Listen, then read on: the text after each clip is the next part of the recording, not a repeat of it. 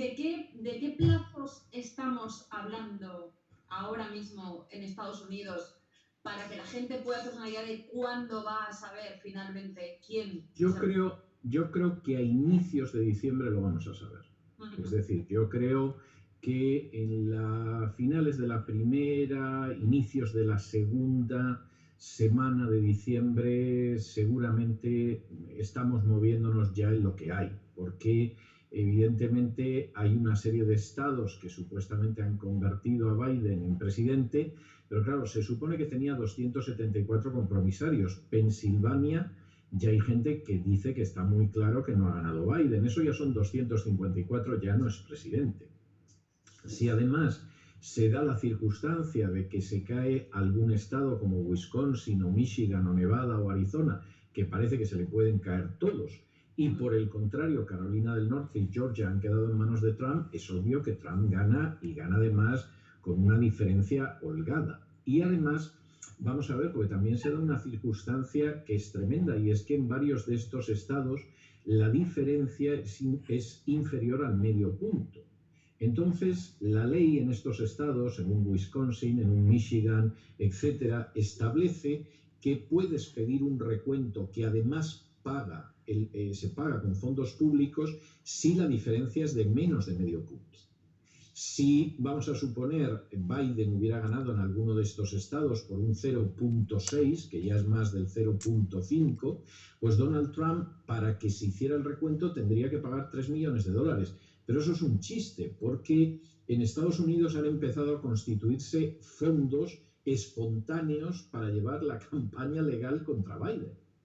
Es decir, y esto por supuesto, los corresponsales españoles en Estados Unidos no dirán ni pío, porque yo no sé exactamente a qué se dedican, ¿no? Alguno, como empezó a fumar porros cuando era estudiante en Valladolid, pues no sé si sigue exactamente en la misma santa ocupación y no se ocupa de lo que sucede, pero esta es una realidad importante, como es importante que hay manifestaciones en multitud de sitios en Estados Unidos diciendo que cuenten bien, que el voto tiene que ser contado de manera fidedigna, porque si no estas elecciones son un fraude, y toda esa gente son partidarios de Trump.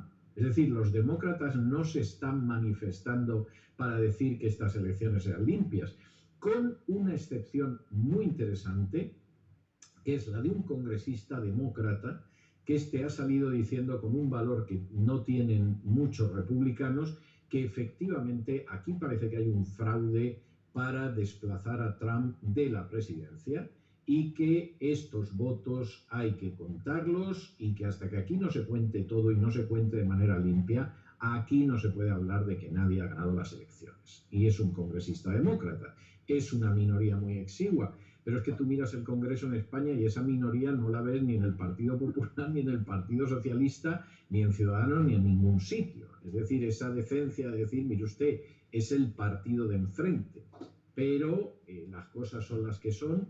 Eso es algo que realmente no se encuentra y esa es la situación que hay. ¿Cuál no podría ser el ridículo si realmente se confirma después de todas las felicitaciones de todos los mandatarios? Yo no te digo de dictadores y de líderes de las FARC, que los han habido, por supuesto, y los primeros.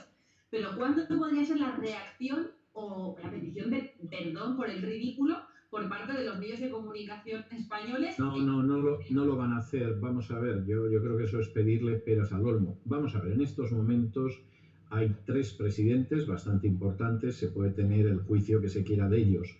Yo diría que 4 muy importantes, porque son países muy importantes que han decidido que hasta que esto no esté claro no felicitan a nadie, que son el presidente de China, el presidente de Rusia, el presidente de México y el presidente de Brasil. Puedes pensar lo que quieras de ellos, y además son bastante diferentes. Pero estos tienen claro que aquí hasta que no esté claro quién ha ganado en unas elecciones limpias, yo no hago el ridículo de felicitar a un señor que luego lo mismo va a tocar felicitar al otro.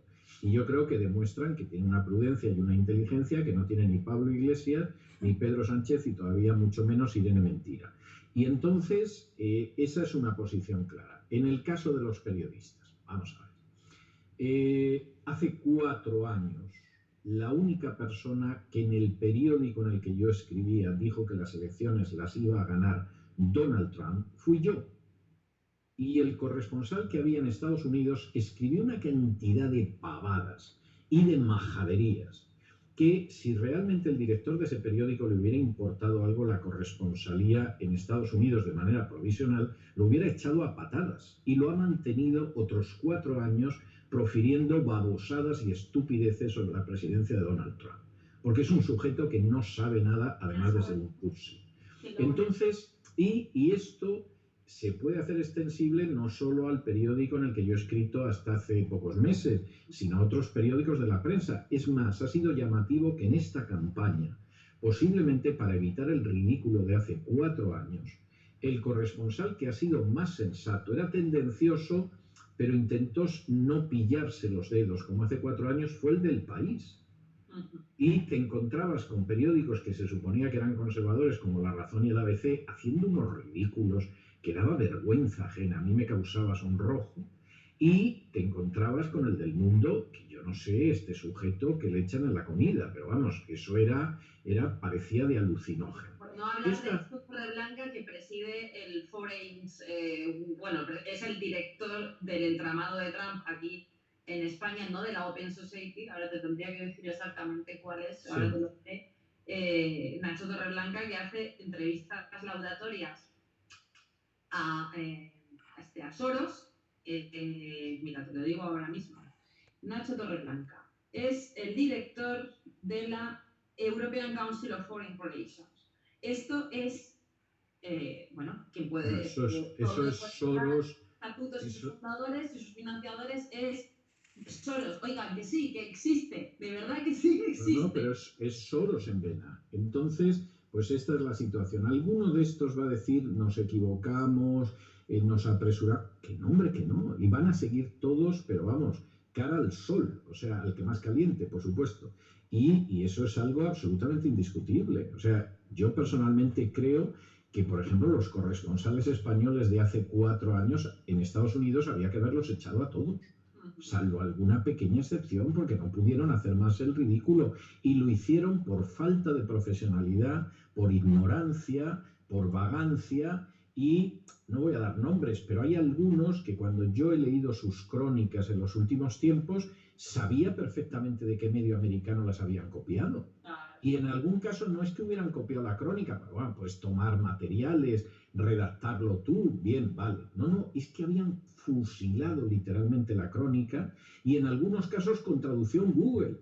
O sea, es que ni se habían molestado en pulir un poco el estilo. Traducción Google, arreando, y había algunas frases que tenías que releerlas, imaginarte el inglés que subyacía a ese pésimo español, y entonces sabías lo que hacía. Pero ¿cómo puedes tener a un zopenco así de corresponsal en un periódico? Bueno, porque aquí lo único que se pena es el ser facha, ya lo sabemos, y si no eres facha, y eres capaz de mantener el agitprop y en la dirección, la moral y la mentalidad de la gente redireccionada